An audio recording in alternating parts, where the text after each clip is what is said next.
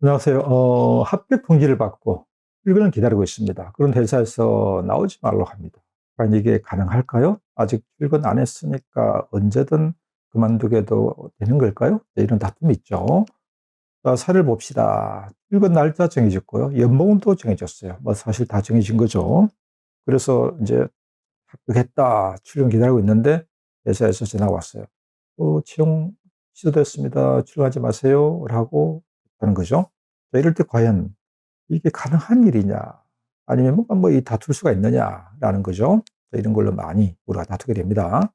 자, 그러면 우리 이제 이런 걸 뭐 전문 용어로 쓰면 채용 내정 이런 표현을 써요. 이 채용 내정은 원래 이 의미는 뭐냐면 어떤 조건을 붙여놓고 채용하는 거. 자, 이런 거죠. 합격하면 뭐 대학 졸업, 고등학교 졸업, 뭐 학교 졸업하면 며칠자로 출근. 그죠? 이번에 뭐 박사학위 딴다는데 학위를 딸 거니까 따고 나서 전제로 그 조건으로 출근.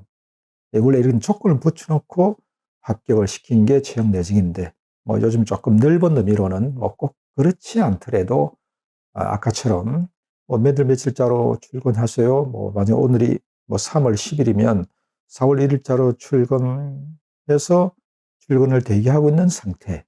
이것도 우리가 채용 내정이다 이렇게 부르기도 해요. 자, 어쨌든 이 채용 내정은 아직 출근을 안 했지만 근로계약은 성립됐다라고 봐야 합니다.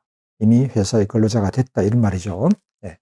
자, 그러면 나오지 마세요라고 하는 것은 이제 뭐가 되느냐? 그건 해고가 되는 거예요. 그렇잖아요? 근데 여기서 우리가 이제 잘못 알고 있는 것이 아직 출근 안 하고 있으니까 언제든 회사에서 그만두게 되는 건가? 근로자는 뭐 그냥 나오지 말라고 하면은 그냥 알았습니다라고 해야 되는 건가? 그게 아니에요. 출근 안 했지만 이미 근로계약은 성립됐기 때문에 회사에서 나오지 마라고 하면 이게 해고가 되는 겁니다. 해고. 자, 그럼 여러분, 해고는 쉽게 할 수 있나요? 아니죠. 우리 근로기준법에서는 해고는 절대 쉽게 할 수가 없습니다. 정당한 이유가 있어야 돼요. 네. 물론 이제 지금은 아직 출근하고 있지 않기 때문에 해고의 사유를 조금 넓게 볼 수는 있습니다만, 그렇다고 해서 무조건 쉽게 이유도 없는데 그만둬라고 할 수가 없는 거죠. 네. 자, 그러면 정당한 이유에는 어떤 것이 있을까요? 즉 회사에서 합격 통지해 놓고서 나중에 여기 좀 평판 줘야 한다 이런 거 뭐 알아보겠죠. 뭐 등등등 어떻게 해서 알아보니까 이 사람이 옛날에 그 회사에서 근무할 때에 근무할 때 보니까 뭔가 평판이 안 좋아. 단순하게 평판이 안 좋다는 이유로 해고는 안 되거든요. 그럼 명확하게 채용을 할 수 없는 사유가 있어야 되겠죠. 예를 들면 자, 어떤 게 있을까요?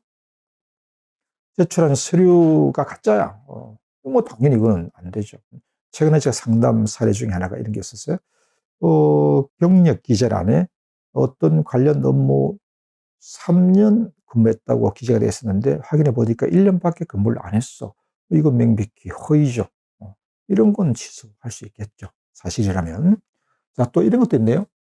아까 제가 채용 내정은 원래 의미가 어떤 조건, 나중에 졸업을 하면 근데 졸업이 안 됐어. 학점이 펑크 나서. 그럴 수도 있잖아. 그죠? 이번 학기에 박사학위 받으면 뭐 당연히 받을 줄 알고 채용 계약을 했는데 나중에 보니까 학위를 못 받았어. 이럴 수도 있죠. 그죠? 네. 이러면 채용할 의무가 없는 거죠. 채용 취소 가능할 것이고. 자, 그다음 세 번째. 갑자기 회사 사정이 안 좋아졌어요. 과거 우리가 뭐 옛날에 IMF라는 게 있었잖아요. 부도난. 뭐 회사가 부도나는 것도 뭐 당연하겠지만 또 가능하겠지만 과거 우리가 국가가 부도났어요. 그래서 그때 모 전자회사 뭐 꽤 유명한 사건인데요. 그래서 대거 채용한 사람들을 취소 통지를 합니다. 바로 이런 게 나중에 이제 막 법원 소송하고 막 했는데 대법원 판결이 나왔죠.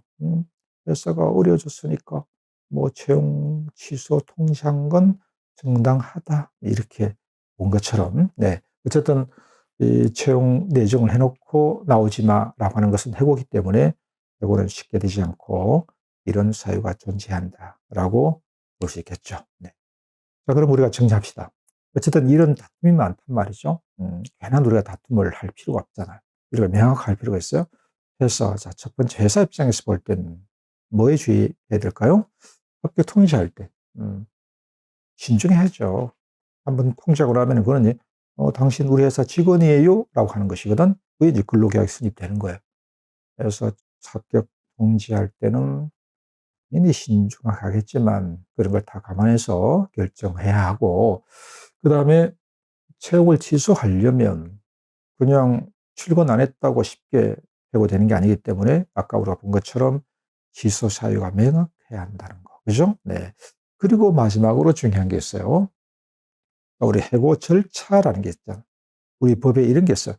해고는 일반 징계는 뭐 그냥 구두해도 되지만 해고는 반드시 우리 법에서 서면 종이에다가 사유와 날짜를 적도록 되어 있습니다. 자, 구두로 채용 취소 통지 문자로 뭐 이런 걸로 이건 원칙적으로 인정되지 않습니다. 네. 그래서 반드시 해고는 종이에 적어서 사유와 며칠자로 해고한다는 것을 분명히 그런 형식을 갖춰서 해야 한다는 거. 그러면 다툼이 예방되겠죠. 이상입니다.